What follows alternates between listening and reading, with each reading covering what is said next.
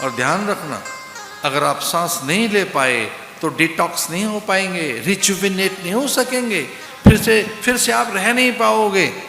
इतना कार्बन, इतनी विषाक्तता, इतना भीतर विष है, इतना अंदर कुछ इतना मैला और मल है, इतना कुछ है अंदर कि वो कार्बन डाइऑक्साइड बनकर आप में से निकल रहा है बार बार। कुछ ग्रहण और त्याग, आप में प्राणवायु आई और वो अशुद्ध वायु होकर निकल गई, तो प्राण आपकी अशुद्धता को बाहर लेके जा रहा है।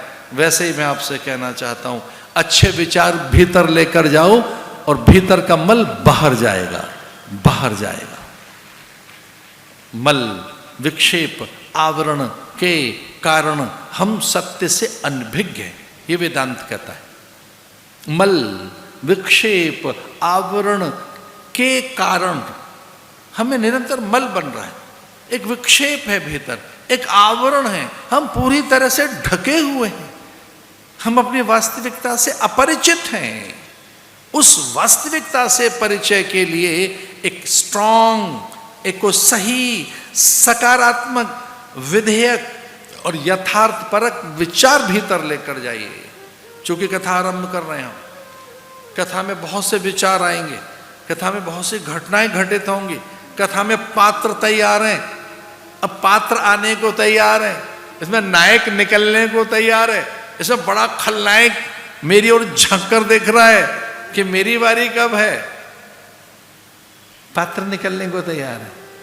विचार लाइए और विचार को भीतर भेजिए।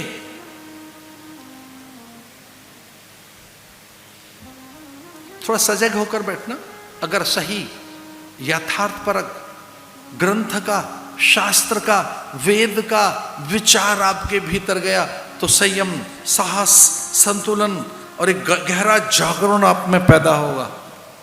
चूंकि आपने सही एक यथार्थ और शास्त्र का विचार भेजा नहीं है, इसलिए भय है। ये बात मुझे अच्छी नहीं लगती, खैर इतनी बुरी भी नहीं है, पर मुझे तो नहीं अच्छी लगती।